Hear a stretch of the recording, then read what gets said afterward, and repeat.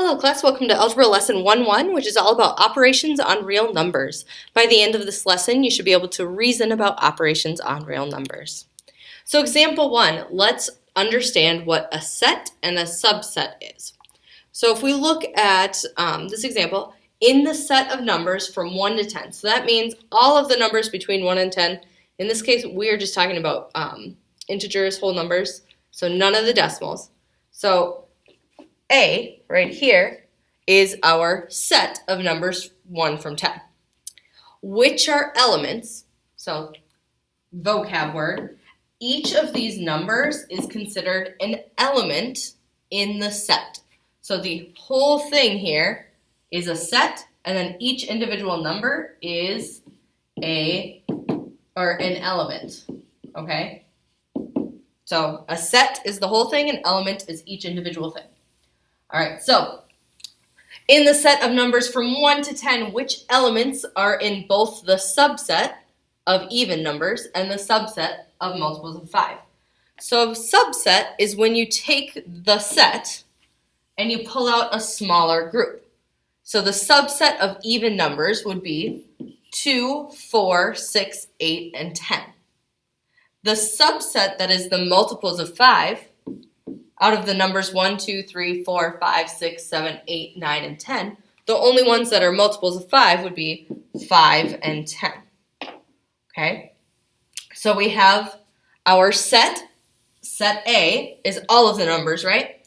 Set B is a subset of set A. It's a smaller version of set A. And C is a subset of set A. It's a smaller version of set A. And we want to know which elements are in both subsets. So 2 does not appear in both, 4 does not appear in both, 6 does not appear in both, 8 does not appear in both.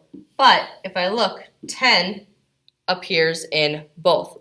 Or a faster way would have been to start with the smaller set, be like, there's no 5 in the other one, but look, there's a 10, and I would have been done. So all this question was asking was which number appears in both sets, and the answer would be the number 10. So that means it is your turn. Question 1 for you, which numbers in set A, so I've listed set A for you, are elements in both the subset of odd numbers. So what you should do is you should make a subset B of the odd numbers, and then the subset of multiples of 3. So then make a third set of multiples of 3 and see what numbers overlap between those two sets. Good luck. All right, hopefully you said the answer was both 3 and 9. You saw that 3 is an odd number and it's a multiple of 3. 9 is an odd number and it's a multiple of 3. So you should have listed both of those answers. Now, example 2, compare and order real numbers. Jim is playing a math game where he needs to put a set of 3 cards in numerical order from least to greatest, okay? Big, long way of saying we're ordering from smallest to biggest or least to greatest, okay? His cards show the following values: 40 elevenths, square root of 324 over 36, and the square root of 10. Now, if you're looking at these and you're like, I have no idea what these numbers equal, I would say you guys are most comfortable with decimals. At this point, you guys are probably the most comfortable with that. So what I'm okay with you doing is grabbing a calculator and saying, what is 40 divided by 11? That is about 3.64. Then, in your calculator, type in, what is the square root of 324 divided by 36? When you do that, you should get 3. And yes, even though I'm writing the answer on the board, you should be testing this to make sure you're using your calculator correctly.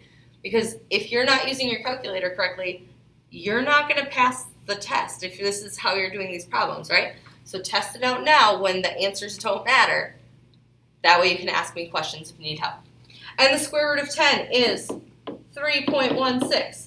So if I want to order these from least to greatest, my smallest number would be the square root of 324 over 36.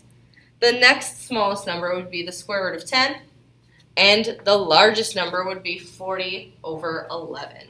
Okay, so when you do this next question on your own, I suggest maybe checking out some decimals. Good luck. All right, for this problem, hopefully you ended up with the smallest being 6 over 25, or 6/25, the second smallest being 0.25, and the biggest, or the, third smallest, square root of 1/9. If you have questions about that, please be sure to ask for some help.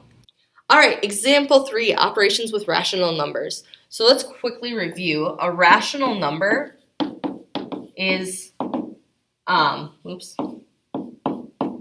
any number that can be written as a fraction or decimal. And this includes repeating decimals. Irrational means that a number is non-repeating and never ending. So that number goes on and on forever and ever, just like how you guys feel about my math videos sometimes, okay? So irrational relates to Miss Johnson's math videos. They feel like they're never gonna end, okay? So rational, any number that can be written as a fraction or decimal, includes repeating decimals. Irrational is a non-repeating, never-ending decimal. I'm gonna erase this, so if you wanna write that down, you should write that down before it disappears off the screen, or rewind the video and copy it down. Because we are gonna look at letter A. Is the sum of two rational numbers always a rational number? So let's think about that. Two rational numbers. We said any rational number can be written as a fraction, right? So what if I did like 1/8 plus 2/8? Okay, so that's two rational numbers, right? They're two fractions. Well, the sum of those would be 3/8. Okay, so 1/8 plus 2/8 is 3/8, and that is a rational number, right? Because it's another fraction. What if we did like 0.45 plus 0.3? Those are both rational numbers. They're decimals that end, right? And it would be 0.75, which is another rational number. So the sum of two rational numbers, I'm not going to get into a big, long explanation about this, but two rational numbers, when you add them together, will always be rational, okay? The sum of two rational numbers is always rational. Then letter B, what about the product of two rational numbers? So let's try the same thing. If I did 1/8 times 2/8, if I multiply those, I would have 2/64 or 1/32. Well, that's still a fraction, so that is still a rational number. And I could do 0.45 times 0.3, and I end up with 0.135. Another decimal that ends, right? So the product of two rational numbers, again, I could go into a big, long explanation, but this is a point where I'm telling you to trust me. I'm not going to expect you guys to know the next level of thinking with this, okay? So the product of two rational numbers is always a rational number. Question number 3. This one's for you. Is the quotient of two rational numbers always a rational number? Explain. Good luck. Hopefully the answer you said is yes. I wrote out one example, right? So the quotient means we're dividing.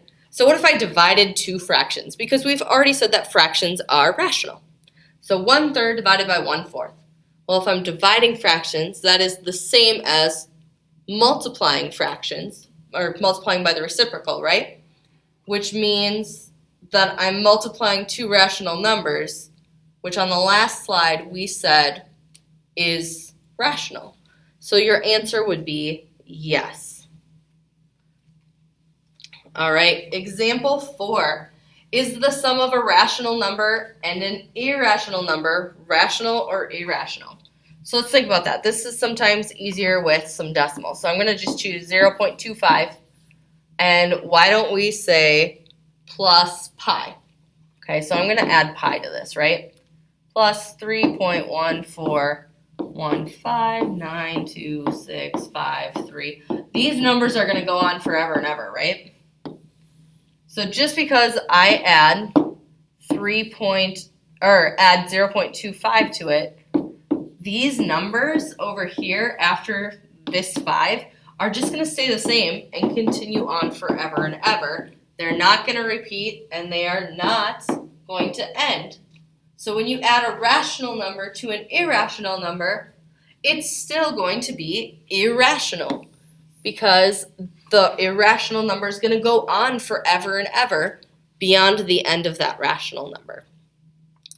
So then letter B is the product of a rational number, so let's try that, and an irrational number, rational or irrational. So if I did 1/4 times, let's see, we'll do pi again because we like pi. Okay, so if I did 1/4 times pi, I'm still going to have a big long decimal that continues on and on and on, and it keeps going forever and ever because that's how pi works. So when you multiply a rational and an irrational number, you end up with an irrational number. Okay? So that is important for you to remember.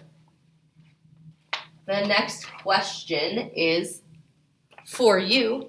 Is the difference of a rational number and an irrational number always irrational? Good luck. Hopefully you answered with yes, and you may not have an idea of why you said yes. You might be like getting really excited in front of your laptop because you just guessed yes and you happen to be right. But let me tell you the rationale behind why the answer is yes.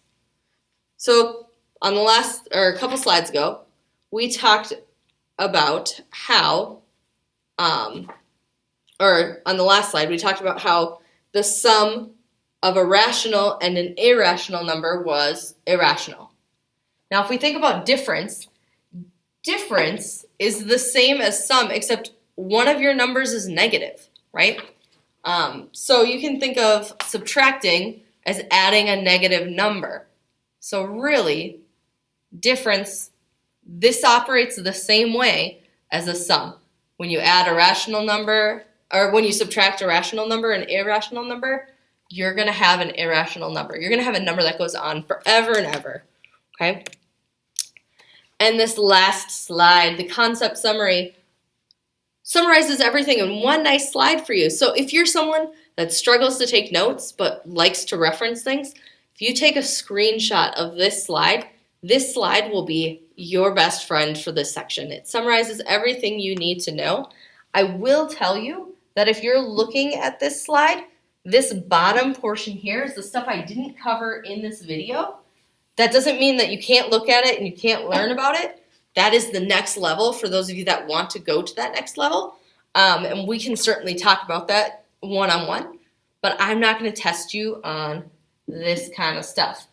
I will test you on this stuff up here. That's what we talked about in today's video. If you have any questions at all, please be sure to reach out for some help, and I'd be more than happy to assist you. Have a great day.